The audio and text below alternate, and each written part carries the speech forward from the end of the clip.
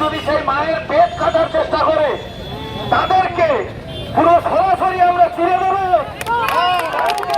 দেশে বাস করতে দেবো না, দেশের খাবে, দেশে করবে আর দেশ বিরোধী স্লোগান দেবে, এটা আমরা কোনোদিন মেনে নেব না।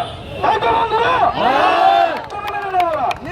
আর আজকে এই জীবনতলার বুকে আমরা যে বিক্ষোভ মিছিল করছি তার জন্য সবচেয়ে খারাপ লাগছে এখানকার প্রশাসন বিন্দু মাত্র সহযোগিতা আমাদের করছে না। কারণ রাস্তা বাড়াচ্ছে, যেখানে তারা দাঁড়িয়ে আছে আর এই গাড়িগুলো সব তার মধ্যে দিয়েছে। এই প্রশাসনের বিরুদ্ধে, বিশেষ করে জীবনতলা প্রশাসনের বিরুদ্ধে আমি ধিক্কার জানাই।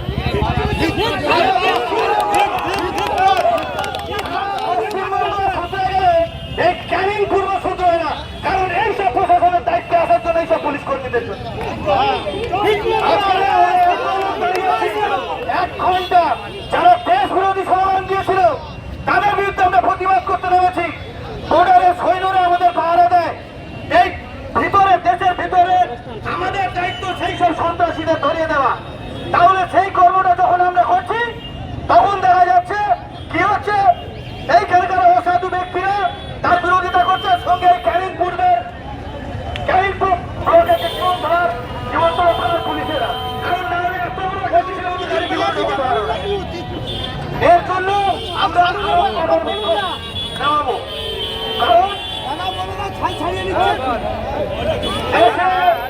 আমরা রাখতে চাই। এটা করছে সেটাও আমরা কোনোদিন মেনে নেবো না। তাই প্রশাসনের কাছে অনুরোধ করবো, ভারতবর্ষে যেরকম ভাবে আমাদের সারা ভারতবর্ষে আইন প্রশাসন যেভাবে লাগু হয়েছে, আমরা শান্তিপূর্ণ বিক্ষোভ মিছিল করছি, সেটা সহযোগিতা করা আমাদের একান্ত কাম্য বলে আমি মনে করি। তাই আজকের সবাইকে এই মিছিলে আসার জন্য আমি ক্যানিংপুর সবাইকে ধন্যবাদ জানাই। নমস্কার জানিয়ে আমি আমার ক্ষুদ্র বক্তব্য শেষ করলাম।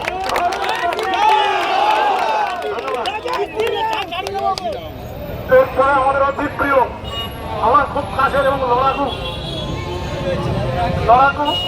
2 নম্বর মঞ্চল সভাপতি অজিত হালদার তার সংক্ষিপ্ত বক্তব্য রাখার জন্য অনুরোধ করছি।